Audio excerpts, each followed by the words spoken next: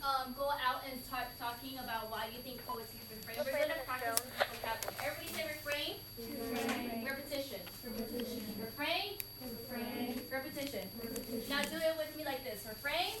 Refrain. Repetition. Repetition. Refrain. Refrain. Repetition.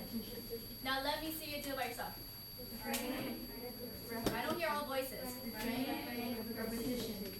Refrain. Repetition. Okay. Great job. You guys see that refrain that I made you guys do? Alright, so why do you think poets use refrain? They turn to each other and talk. Well,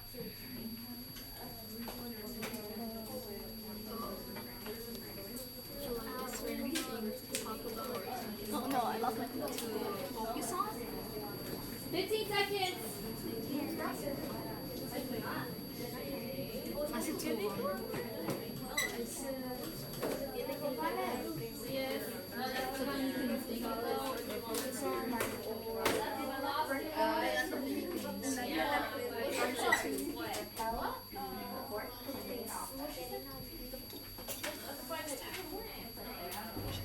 Alright. Can someone tell me, wait, first, what does refrain mean? Yeah? Uh-huh. What's that hand motion you guys do? Okay. Jocelyn. Oh, you already said it. Sorry, Jocelyn. Eduardo. Why do you think poets use refrain? Okay, so why do we repeat stuff? What are they trying to tell us? It's showing us the important part. A thumbs up or thumbs down, do you agree? So give me a 5 you want to add on. Yeah? No? There? Oh, thank you for giving credit. Alright, so you were kind of right? Or you were right. It is the important part, right? It's to reinforce the main theme or point of a poem. Jason, go ahead and read this for me.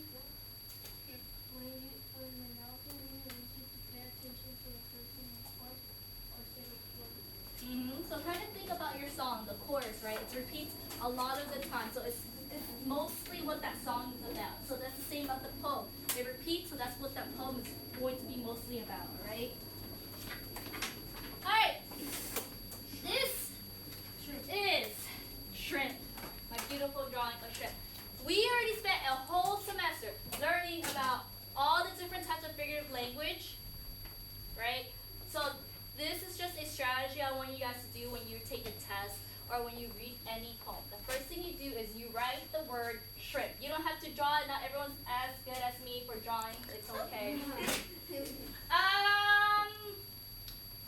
Nathan, what is this? Simile? Define it. Oh, Leo? a comparison using my drawing. Good job. Emily. Do you know how to describe this? Exaggeration. Refrain. Everyone, at the same time, 3, 2, 1, go. Okay. Imagery. I forgot what imagery is. What is imagery? It makes you imagine something. Madison, how does the poem makes us imagine stuff? Do they just yell in your ear and say imagine this or else? What do they do? Madison, how does the author invoke imagery of the poem? I'm going to just call someone else and I'll get back to you, okay?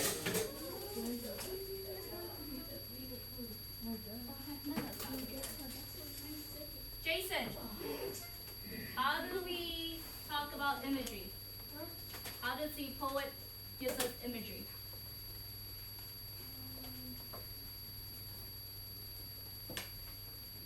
I'm going to go back to you, okay? Nathan, what do you think? So, that will repeat something or like Imagery. Write them in a way and then we repeat that certain thing. Close. Leo? Okay, that's an example, but how does the poet give us imagery? Oh, I forgot. This a title? You use one of those. Describe the actions. Yes, imagery. Think of the word imagery.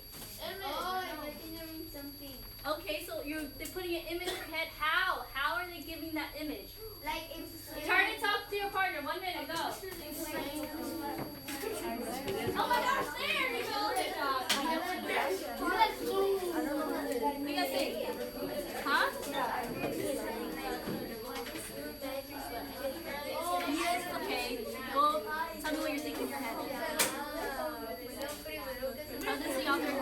gives us an image. Just go face it. Imagine. Imagine it, Nathan. Yes, good job. How about you guys? Yeah, how do they tell us?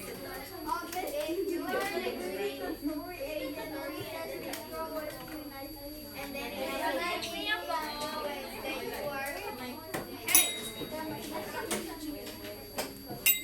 Alright, Madison, since your name was cool, how does the author help us do imagery? It describes something. Who else did I call? Jason, how was it? How do they do imagery? Just repeat what she said. Describe. Who else did I call that didn't know? Alright, so that's imagery, and then we have metaphor, and then personification. Alright, that is shrimp. So, when we do shrimp, I am not going to have you guys, oh, underline this is personification, oh, underline this is simile. We're not doing that. We are already past that. We should know all that already. What we're doing is, the purpose of this is so that when you read a poem, you know to just kind of look for it, right? That if the poet has this in their text or in the poem, then it is important. Okay? Let me give you an example. Spring by Camille Gotera. When the cold, harsh winter has given its last breath. So I know that that's a figurative language. I know that is important, so I know that that's a negative. Because cold and harsh are usually negative words. When the sky above shows light instead of death, I know that's figurative language. I know that's important, so I'm going to look at it. Death is negative, life is positive. When the clouds reaching to the frozen sky becomes decorated with trees. Clouds reaching to the frozen skies, negative. This is positive. Am I writing that that's a personification or simile or metaphor? No. I'm just doing what? negative. Let me keep going. When the animals long in hiding scurry from trees, we know winter has ended. Okay. Now I'm going to look at my negatives and my positives. My negative, cold, harsh winter, falls reaching to the frozen sky, and death. I know that they are describing, I'm going to write it right there, negative, and I know that they are describing winter with all the negatives, so I can make an inference that this poet does not like winter. Now I'm going to look at my positives. I see life and decorated with leaves, and I also see the title spring. So I know that the author thinks positively of spring. Okay? Oh yes, go ahead and write that. I'm so sorry.